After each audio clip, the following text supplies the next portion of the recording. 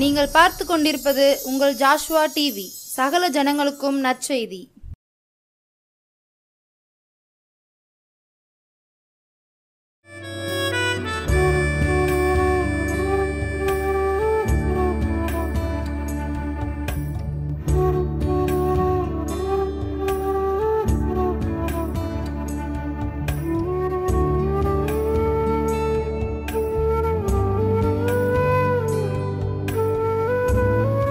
கிறிஸ்துவுக்குள் அன்பானவர்களே, ஆண்டவர் ரட்சகருமாகிய இயேசு கிறிஸ்துவின் ஈடு இணைற்ற நாமத்தினாலே உங்களை யாவரையும் அன்போடு நான் வாழ்த்தி வரவேற்கிறேன்.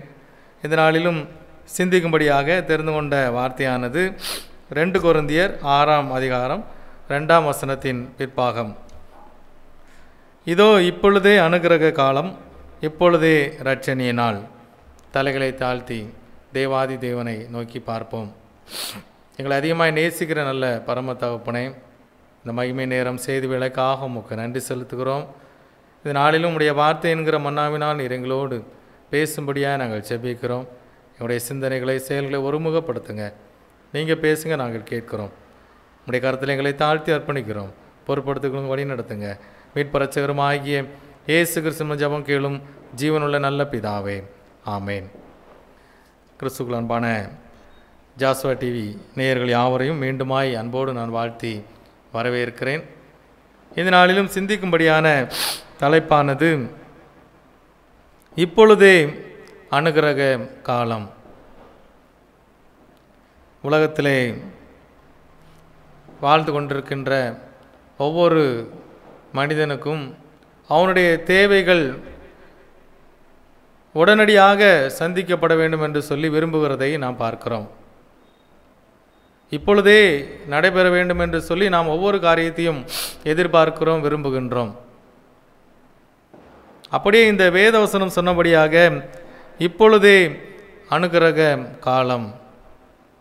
ஆண்டவராகிய இயேசு கிறிஸ்து அவர் உலகத்திலே வந்து நம்மை அந்த நித்திய பரலோக வாழ்விலே சேர்க்கும்படியாக அவர் சித்தம் கொண்டபடினாலே அவருடைய பிள்ளைகளாய் நம்மை வைத்திருக்கின்றார்.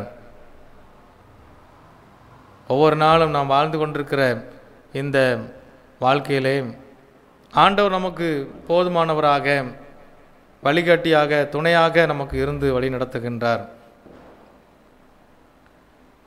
ஆண்டவருடைய சமூகத்தை நாம் உறுதியாய் பற்றி கொள்ளும்படியாக, அவருடைய பாதத்திலே காத்திருந்து நன்மைகளை பெற்றுக்கொள்ளும்படியாக நாம் அழைக்கப்படுகிறோம். ஆண்டவருடைய வருகை மிகவும் சமீபமாய் இருக்கின்றது. அவர் சொன்னபடியாக இந்த வேதாகமத்திலே கொடுக்கப்பட்டிருக்கிற ஒவ்வொரு காரியங்களும் இந்த நாளிலே நடைபெற்று கொண்டிருக்கிறதை நாம் பார்க்கிறோம். ஒவ்வொரு நாள் நாம் செய்தித்தாள்களிலே பார்த்தோம் என்று சொன்னால் பல்வேறு விதமான அழிவுகள், எங்கு பார்த்தாலும் நிலநடுக்கங்கள், இயற்கை பேரழிவுகள், ஒவ்வொரு நாடுகளுக்கிடையே போட்டி பொறாமைகள், போர்கள் நடைபெற்று கொண்டே இருக்கின்றதை நாம் பார்த்து கொண்டே இருக்கின்றோம். ஆண்டவர் சொன்னபடியாக அவர் இந்த உலகத்தை மீட்கும்படியாக வந்து நமக்காய் அவர் பாடுகளை பட்டு மரித்து 3ஆம் நாள் உயிரோடு எழுந்து ஜீவனோடு நமக்காய் இன்றும் அவர் இருந்து கொண்டே இருக்கின்றார். நாம் கூப்பிடுகின்ற பொழுதெல்லாம் அவர் நம்முடைய தேவைகளை சந்திக்க வல்லமுள்ளவராய் இருக்கின்றார். நீங்களும் நானும் அவர் விரும்புகிறபடியாக, அவருக்கு பிரியமான ஒரு மகனாக மகளாக வாழும்படியாய் நம்மை அர்ப்பணித்திருக்கிறோமா? இப்பொழுதே அனுக்கிரக காலம். இந்த வார்த்தை அது உங்களையும் என்னையும் அழைக்கிறது, ஆண்டவரோடு இணைக்கின்றது. ஒருவேளை உலக பிரகாரமான வாழ்க்கையிலே வாழ்ந்து கொண்டிருக்கின்றோமா? நோவாவின் காலத்திலே பாவத்தை தண்ணீர் போல பருகி கொண்டிருந்த மக்கள் ஒரு நாள் அழிவு வந்த பொழுது எங்கு போவோம் என்று தெரியாத ஒரு சூழ்நிலை, அங்கே தண்ணீரிலே ஜலத்திலே மாண்டு போனார்கள் என்று சொல்லி பார்க்கிறோம். ஆண்டவரே ஏற்றுக்கொண்டு, ஆண்டவரே தஞ்சம் என்று சொல்லி அவருடைய வார்த்தைக்கு கீழ்ப்படிந்திருந்த நோவாவினுடைய வாழ்விலே குடும்பம் முழுவதும் பாதுகாப்பிலே பாதுகாப்பு வலயத்திற்குள்ளாய் கொண்டு வந்ததை நாம் பார்க்கின்றோம். கிறிஸ்துவுக்குள் அன்பான தேவ ஜனமே, இப்பொழுதே இரட்சணிய நாள், இப்பொழுதே அனுகிரக காலம்.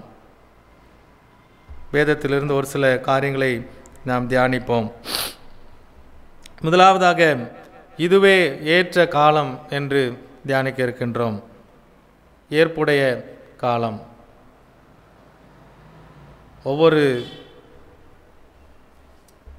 மனிதனுடைய வாழ்விலும் ஒவ்வொரு காலத்திலும் என்னென்ன காரியங்கள் நடைபெற வேண்டும் என்பதை தீர்மானித்து செயல்படுகின்ற பொழுது வாழ்க்கையிலே ஒரு வெற்றியுள்ள வாழ்க்கை வாழ முடியும். சிறுபிள்ளையாக இருக்கின்ற பொழுது அதற்கேற்ற காரியங்களை செய்ய வேண்டும். வாலிபனாக இருக்கின்ற பொழுது அதற்கேற்ற காரியங்களை தியானிக்க வேண்டும். படிப்பிலே கவனம் செலுத்துகின்ற பொழுது நல்ல ஒரு வேலை வாய்ப்பை பெற்றுக்கொள்ள முடியும். வாழ்கின்ற ஒரு குடும்ப வாழ்விலே எல்லா விதமான தேவைகளும் சந்திக்கப்பட்டவனாய் வாழ முடியும். ஒவ்வொரு நாளும் ஒவ்வொரு காலம் கொடுக்கப்பட்டிருக்கின்றது. இங்கே ஏற்புடைய காலம் என்று சொல்லி பார்ப்போம் என்று சொன்னால், ஆண்டவருடைய சமூகத்திலே மனம் திரும்பின ஒரு வாழ்க்கை, ஆண்டவரோடு இணைக்கப்பட்ட ஒரு வாழ்க்கை வாழ நாம் அழைக்கப்படுகின்றோம். இதுவே ஏற்ற காலம். வேதாகமத்திலே கொடுக்கப்பட்டிருக்கிற எல்லா காரியங்களும் அப்படியே நடைபெற்று கொண்டிருக்கிறதை பார்க்கின்றோம். கிருபையின் வாசல் அடைபடும் முன்பதாக நாம் அவருடைய பாதத்திலே நம்மை அர்ப்பணிக்க அழைக்கப்படுகின்றோம். இதுவே ஏற்ற காலம். யோனாவின் புஸ்தகத்திலே 3ஆம் அதிகாரத்திலே பார்த்தோம் என்று சொன்னால்,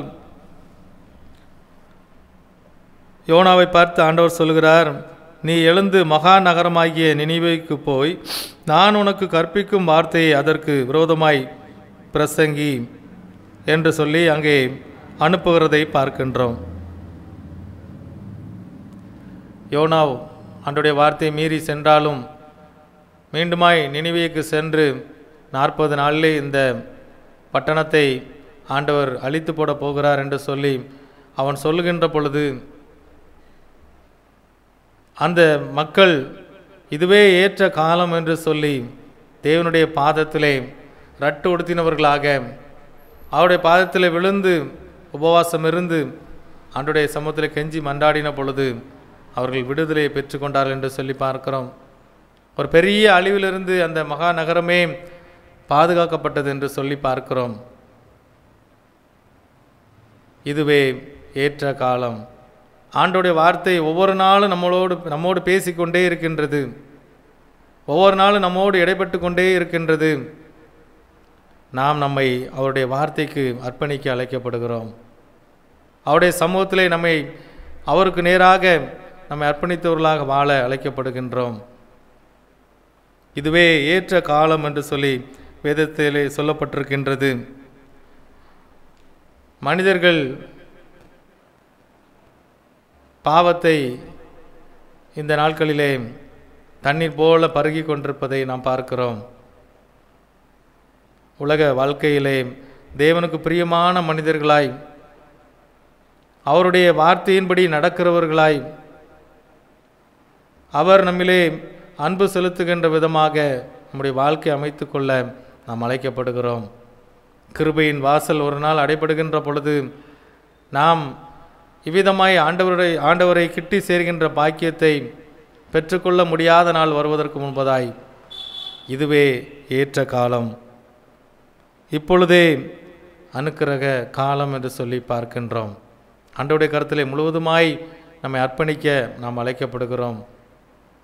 ஆண்டவர் நமக்கு கொடுத்திருக்கின்ற நல்ல சுகமான இந்த வாழ்க்கையிலே நம்முடைய பலன் குன்றி போவதற்கு முன்பதாக அல்லது ஆண்டவருக்காய் அவருடைய சமூகத்திலே நம்மை அர்ப்பணித்தவர்களாய் வாழ்கின்ற ஒரு வாழ்க்கை நாம் அமைத்து கொள்கின்ற பொழுது இதுவே ஏற்ற வேளையாக இருக்கின்றது.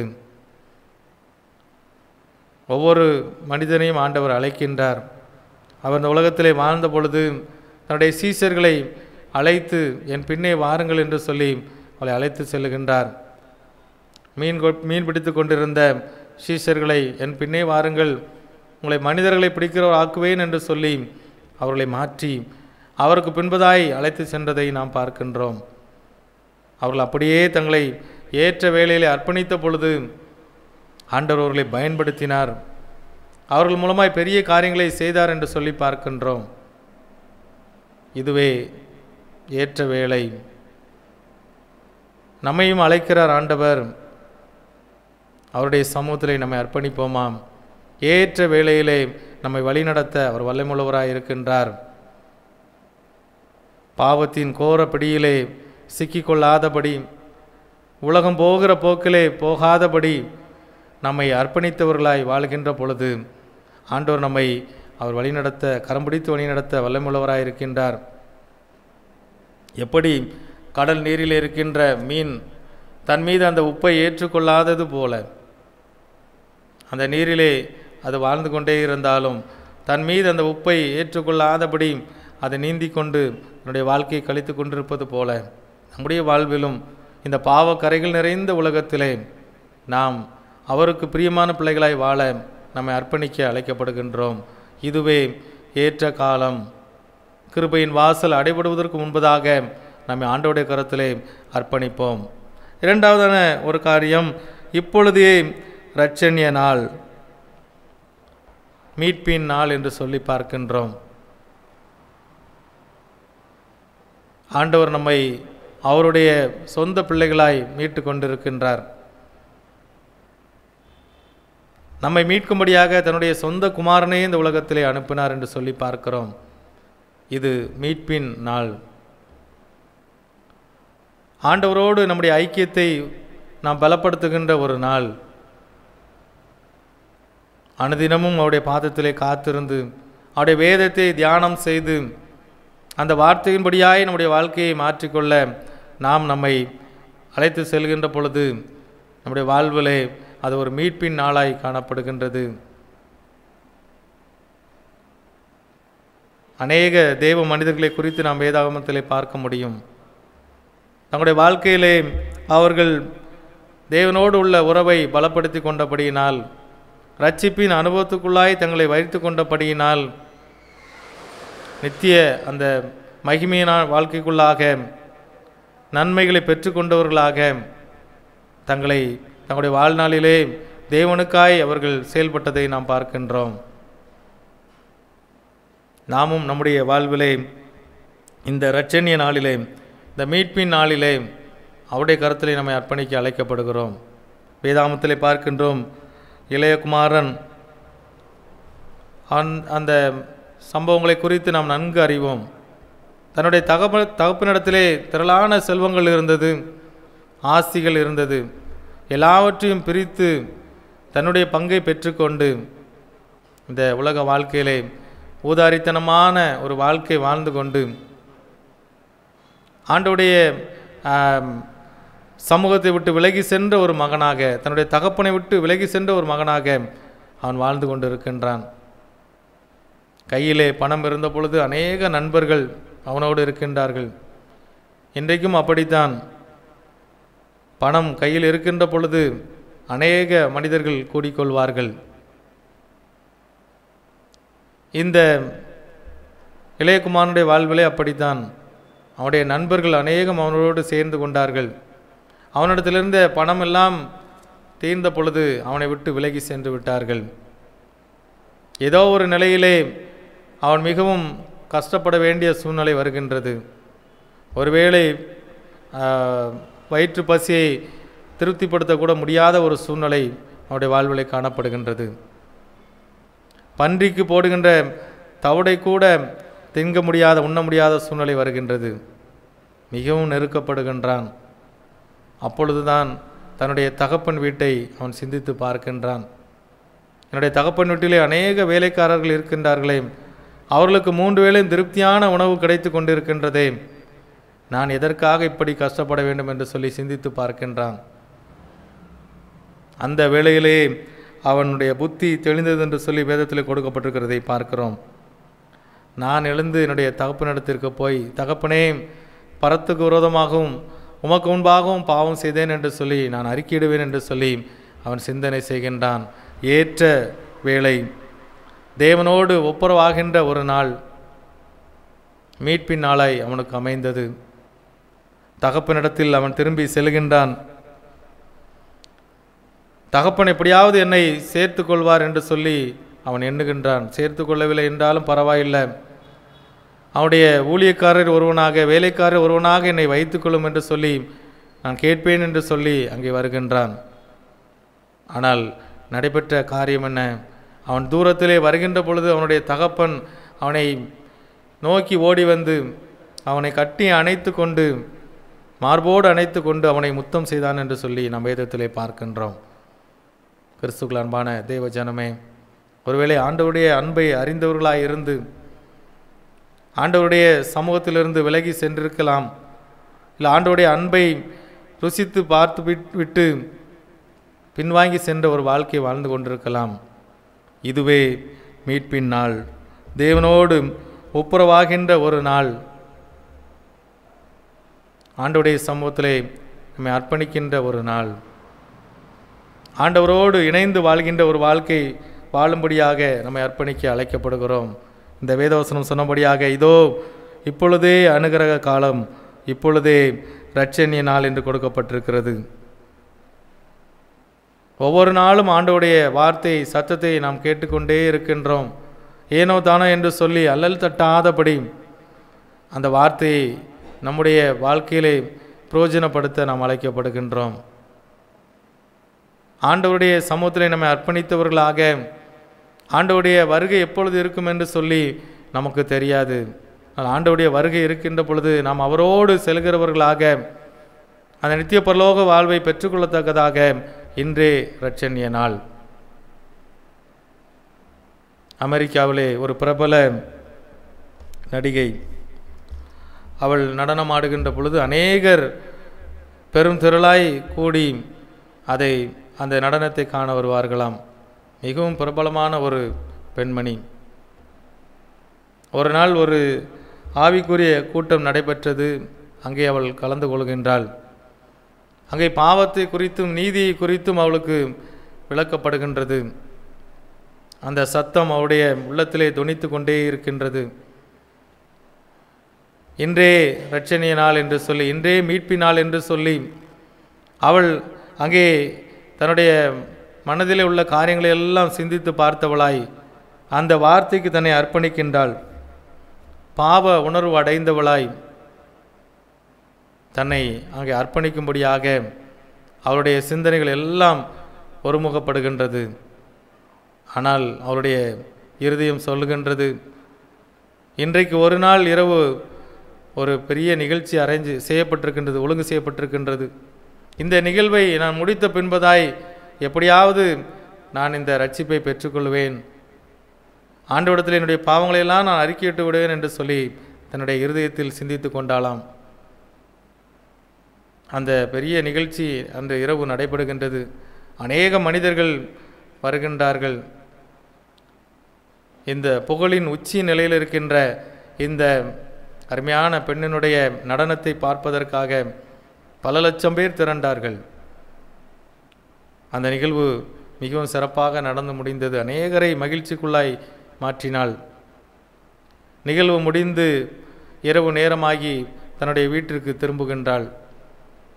தன்னுடைய வாகனம் தன்னுடைய வீட்டை நோக்கி வேகமாய் சென்று கொண்டே இருக்கின்றது. திடீரென்று சொல்லி கண்ணிமைக்கும் நேரத்திலே அந்த வாகனம் ஒரு விபத்துக்குள்ளாய் மாட்டிக்கொண்டது. சாலையின் அருகிலே இருந்த மரத்திலே மோதி பெரிய விபத்து நேரிட்டது. என்ன காரியம் நடைபெற்றது? மறுநாள் செய்தித்தாளிலே வருகின்றது, பிரபல நடிகை விபத்திலே மரித்து போனாள் என்று சொல்லி. அவருடைய உலக வாழ்க்கை முடிந்து போனது.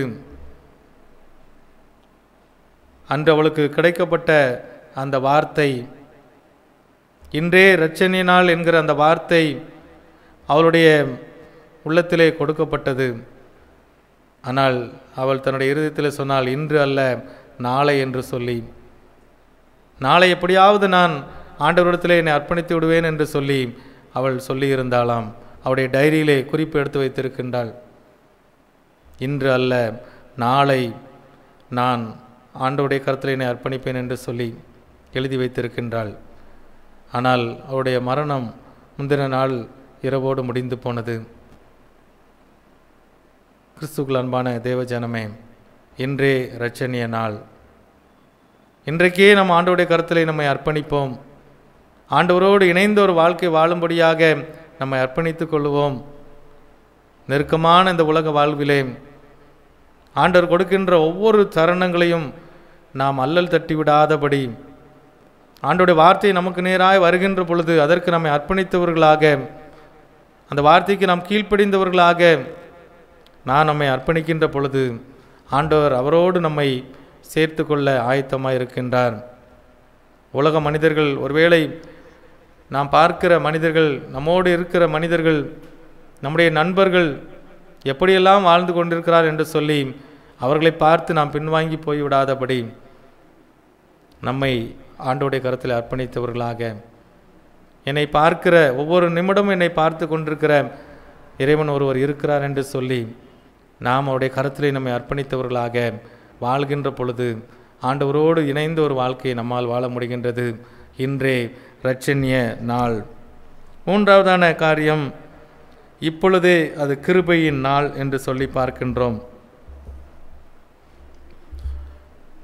இந்த கிருபையின் நாட்களிலே நாம் பெற்றுக்கொண்ட ரட்சிப்பை நாம் மற்றவர்களுக்கு கொடுக்க அழைக்கப்படுகின்றோம். எவன் தண்ணீர் பாய்ச்சுகிறானோ அவனுக்கு தண்ணீர் பாய்ச்சப்படும் என்று சொன்ன வார்த்தையின்படியாய் நாம் மற்றவர்களுக்கு ஆண்டவருடைய அன்பை எடுத்து சொல்ல அழைக்கப்படுகின்றோம். ஆண்டவர் நம்முடைய வாழ்விலே செய்த நன்மைகளை நாம் மற்றவர்களுக்கு சொல்ல கடமைப்பட்டிருக்கின்றோம். இன்றே அனுகிரக காலம், இன்றே இரட்சணிய நாள். வேதத்திலே நாம் அநேக தெய்வ மனிதர்களை பார்க்க முடியும். பவுலை ஆண்டவர் ஊழியத்திலே வல்லமையாய் பயன்படுத்துகின்றார். அவன் சவுலாய் இருந்த பொழுது ஆண்டவருடைய தேவ மனிதர்களை துன்பப்படுத்துகிற ஒரு மனுஷனாய் அவன் வாழ்ந்து கொண்டிருக்கின்றான். ஆண்டவருடைய சமூகத்திலே தன்னை முழுவதுமாய் அவன் அர்ப்பணித்த பொழுது, ஆண்டவருடைய கரத்திலே தன்னை அவன் கொடுத்த பொழுது, குயவன் கையிலே உள்ள மண்பாண்டத்தைப் போல உம்முடைய சித்தத்தின்படி என்னை வணைந்து கொள்ளும் என்று சொல்லி அவன் ஆண்டவருடைய சமூகத்திலே ஒப்பு கொடுத்த பொழுது ஆண்டவர் அவனை பயன்படுத்தினதை நாம் பார்க்கின்றோம். ஆண்டவருக்காய் எழும்பி பிரகாசிக்கிற ஒரு விளக்காக, ஆண்டவருக்காய் பல தேசங்களுக்கு கடந்து செல்கிற ஒரு மனிதனாக, பல நிருபங்களை எழுதுகிற ஒரு மனிதனாக இந்த பவுல் மாறுகிறதை நாம் பார்க்கின்றோம். ஆண்டவர் கொடுத்திருக்கின்ற இந்த கிருபையின் நாட்களிலே நாம் அல்லல் தட்டி விடாதபடி அவருக்காய் நாம் செயல்பட அழைக்கப்படுகிறோம். உங்களை குறித்து, என்னை குறித்து ஆண்டவர் வைத்திருக்கிற திட்டத்தை நாம் செயல்படுத்தும்படியாக, அதை வெளிப்படுத்தும்படியாக ஆண்டவர் எதிர்பார்க்கின்றார். ஒவ்வொருவரையும் ஏதோ ஒரு நோக்கத்தோடு ஆண்டவர் உருவாக்கி இருக்கின்றார். நம்மிடத்தில் இருக்கின்ற தாளந்துகளை நாம் பயன்படுத்துவோம். யாருமே என்னிடத்தில் எந்த தாளந்தும் இல்லை என்று சொல்ல முடியாது. ஒவ்வொருவருக்கும் ஆண்டவர் ஒவ்வொரு விதமான தாளந்துகளை கொடுத்திருக்கின்றார். எப்படியாவது நாம் அவரை மகிமைப்படுத்த அவர் விரும்புகின்றார். இந்த கிருபையின் நாட்களிலே நாம் இப்பொழுதே அந்த கிருபையின் நாட்கள் முடிவடையும் முன்பதாக நாம் ஆண்டவருக்காய் பயன்படும்படியாய் நம்மை அர்ப்பணிக்க அழைக்கப்படுகின்றோம். ஆண்டவர் அவருடைய சித்தத்தின்படியாய் நம்மை வழிநடத்தும்படியாய் அவருடைய கரத்திலே நம்மை அர்ப்பணிக்கின்ற பொழுது அவர் நம்மை வழிநடத்த வல்லமுள்ளவராயிருக்கின்றார்.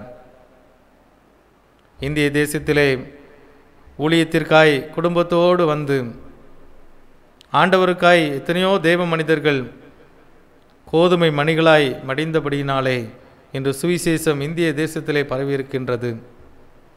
ஆண்டவருக்காய் எதையாவது நான் செய்ய வேண்டும் என்று சொல்லி இந்த கிருபையின் காலத்திலே ஓடுகின்ற மனிதர்களை நாம் பார்க்கின்றோம். குடும்ப வாழ்க்கையை விட்டுவிட்டு, பிள்ளைகளை தனியே விட்டுவிட்டு எத்தனையோ ஊழியர்கள் தேசத்திலே பணியாற்றி கொண்டிருக்கின்றார்கள். ஆண்டவருடைய அன்பை எப்படியாவது மற்றவர்களிடத்திலே சொல்ல வேண்டும் என்பதை ஒரு தாகத்தோடு செயல்பட்டு கொண்டிருக்கிறதை நாம் பார்க்கிறோம். ஆண்டவரை அறியாத ஜனங்கள், ஒரு முறை கூட இயேசுவை குறித்து அறிந்திராத ஜனங்கள் நம்முடைய பகுதிகளிலே வாழ்ந்து கொண்டிருக்கின்றார்கள். அவருடைய அன்பை நாம் அவர்களுக்கு காட்ட நாம் அழைக்கப்படுகின்றோம். இந்த கிருபையின் வாசல் அடைபடும் முன்பதாக, சுவிசேஷத்திற்கான வாசல்கள் தடைபடும் முன்பதாக நாம் செயல்பட அழைக்கப்படுகின்றோம். நம்மையே முழுவதுமாய் அவருக்காய் கொடுக்க நாம் அழைக்கப்படுகின்றோம். முதலாவதாக நாம் பார்த்தோம், இப்பொழுதே அனுக்கிரக காலம். இரண்டாவதாக இப்பொழுதே இரட்சணிய நாள். மூன்றாவதாக இப்பொழுதே கிருபையின் நாள். இந்த கிருபையின் வாசல் அடைபடும் முன்பதாக, கிருபையின் நாட்கள் முடிந்து போகும் முன்பதாக நம்மை ஆண்டவருக்காய் அர்ப்பணிப்போம். அவருக்காய் செயல்படுகிற பாத்திரமாய், அவருக்காய் எதையாகிலும் செய்ய வேண்டும் என்கிற மனநிலையோடு நாம் வாழ அழைக்கப்படுகின்றோம். சுவிசேஷத்தை நாம் அறிவிக்கின்ற பொழுது கிரியை செய்கிறவர் அவர். ரட்சிப்பு ஆண்டவருடையது, கர்த்தருடையது என்று சொல்லி பார்க்கிறோம். நாம் அவருக்காய் செயல்படுகின்ற பொழுது, சுவிசேஷத்தை அறிவிக்கின்ற பொழுது அது விதையாய் விதைக்கப்பட்டு ஆலமரமாய் அது விருட்சமாய் மலர காத்திருக்கின்றது. ஆகாரத்தை தண்ணீர்கள் மேல் போடு, அநேக நாளுக்கு பின்பதாய் அவனுடைய பலனை காண்பாய் என்று சொன்ன வார்த்தையின்படியாய் ஆண்டவருக்காய் நாம் செயல்பட நம்மை அர்ப்பணிக்க அழைக்கப்படுகிறோம். ஒவ்வொரு நாளும் அவருடைய சமூகத்திலே காத்திருந்தவர்களாக, அவருடைய வார்த்தைகளை தியானித்தவர்களாக, அவரோடு இணைந்த ஒரு வாழ்க்கை வாழ்கின்றவர்களாக நம்மை வைத்துக் கொள்கின்ற பொழுது ஆண்டவருடைய சமூகத்திலே நாம் நன்மை பெற்றவர்களாக, அவருடைய வருகையில் அவரோடு நாம் செல்லுகிறவர்களாக, நித்திய பரலோக வாழ்வை சுதந்திரித்துக் கொள்கிறவர்களாக நம்மை வைத்து கொள்ள முடியும். இந்த வார்த்தை சொன்னபடியாக, இதோ இப்பொழுதே அனுக்கிரக காலம், இப்பொழுதே இரட்சணிய நாள் என்று சொல்லி வேத வசனத்தின்படியாய் நம்மை அர்ப்பணிக்க நாம் ஆண்டவருடைய கரத்திலே நம்மை கொடுப்போம். குயவன் கையிலுள்ள களிமண்ணை அவனுடைய சித்தத்தின்படியாய் மறைந்து கொள்ள ஒப்புக் கொடுக்கின்ற பொழுது பயனுள்ள ஒரு பாத்திரமாய் உருவாக்க அவரால் முடியும். ஆகவே இந்த நாளிலே நாம் ஒவ்வொருவரும் சிந்தித்து பார்க்க அழைக்கப்படுகின்றோம். இன்றே அனுக்கிரக காலம், இன்றே இரட்சணிய நாள். அவருடைய கரத்திலே முழுவதுமாய் நம்மை அர்ப்பணிப்போம். உலகத்தின் போக்கிலே ஓடாதபடி தேவனோடு இணைந்த ஒரு வாழ்க்கை வாழும்படியாய் நம்மை அர்ப்பணித்து நாம் வாழ்கின்ற பொழுது அது ஒரு பெரிய சாட்சி நிறைந்த ஒரு வாழ்க்கையாக, ஆண்டவருக்காய் பிரயோஜனப்படுகிற ஒரு வாழ்க்கையாய் மாற்றிக்கொள்ள முடிகின்றது. அப்படியே நம்மை ஆண்டவருடைய கரத்திலே அர்ப்பணிப்போம். ஆண்டவர் நம்முடைய வாழ்விலே பெரிய காரியங்களை செய்வாராக. தலைகளை தாழ்த்தி தேவாதி தேவனை நோக்கி பார்ப்போம். தீர உண்ட வாசல் அடைபடு முன், நோருங்குண்ட மனதாய் முன் செல்வோர் யார்? நாட்கள் கொடியதாய் மாறிடுதே, காலத்தை ஆதாயம் செய்திடுவோம். நாட்கள் கொடியதாய் மாறிடுதே, காலத்தை ஆதாயம் செய்திடுவோம். நேசிக்கிற நல்ல பரம தகப்பனே, இந்த வேளையிலும் உம்முடைய வார்த்தையை ஆண்டவரே நாங்கள் கேட்டிருக்கின்றோம். இன்றே அனுக்கிரக காலம், இன்றே இரட்சணிய நாள் என்று சொன்னது போல ஆண்டவரே, இன்றைக்கே நாங்கள் உம்முடைய கரத்தில் எங்களை அர்ப்பணிக்கிறோம். ஆண்டவரே, ஒருவேளை அந்த நோவை போல நாங்கள் குடும்பமாய் உம்முடைய சமூகத்திலே அந்த மீட்பை பெற்றுக்கொண்டவர்களாக, பாதுகாப்பை பெற்றுக்கொண்டவர்களாக ஆண்டவரை வாழ நீர் எங்களுக்கு பலம் தரும்படியாய் ஜெபிக்கிறோம். அப்பா, உடைய வார்த்தையின்படியாய் ஆண்டவரே நாங்கள் உம்மோடு இணைந்த ஒரு வாழ்க்கை வாழ நீர் எங்களை பக்குவப்படுத்தும்படியாய், எங்களுக்கு கரம் பிடித்து வழிநடத்தும்படியாய் ஜெபிக்கிறோம். அப்பா, பெரிய காரியங்களை செய்யுங்க. இந்த நாளிலும் ஆண்டவரே, இந்த வார்த்தையை கேட்டுக்கொண்டிருக்கிற ஒவ்வொரு பிள்ளைகளுக்காய் ஜெபிக்கிறோம். ஆண்டவரே, ஒவ்வொருவரையும் பேர் பேராக ஆசீர்வதிங்க, நன்மையினால நிரப்புங்க. ஆண்டவரே, உடைய வார்த்தையின்படியாய் தங்களை அர்ப்பணித்தவர்களாக, உமக்காக எதையாகிலும் செய்ய வேண்டும் என்கிற அந்த தாகத்தோடு செயல்படத்தக்கதாக தேவரீர் ஒவ்வொரு நீங்கள் வழிநடத்தும்படியாய் ஜெபிக்கிறோம். ஆண்டவரே, பலவீனங்களை நீக்கி போடுங்க. நல்ல சுகத்தையும் பலத்தையும் ஆரோக்கியத்தையும் தேவனிங்க பரத்திலிருந்து கட்டளையிடும்படியாய் ஜெபிக்கிறோம். அப்பா, நம்முடைய கரத்திலே ஒவ்வொரு நாளும் அர்ப்பணித்தவர்களாக உமோடு இணைந்த வாழ்க்கை வாழ நீர் எங்களை வழிநடத்தும்படியாய் ஜெபிக்கிறோம். அப்பா, நம்முடைய வல்ல கரத்திற்குள்ளாய் எங்களை வைத்து வழி நடத்தும்படியாய் ஜெபிக்கிறோம். ஆண்டவரே, பெரிய காரியங்களை செய்யுங்க, பொறுப்படுத்துகளும் வழி நடத்துங்க. சகல துதியும் கனமும் மகிமையும் வல்லமையும் தேவரீர் ஒருவருக்கே செலுத்துகிறோம். மீட்பரட்சகரும் ஆகிய இயேசு கிறிஸ்துவின் ஜெபம் கேளும் ஜீவனுள்ள நல்ல பிதாவே, ஆமேன். God bless you.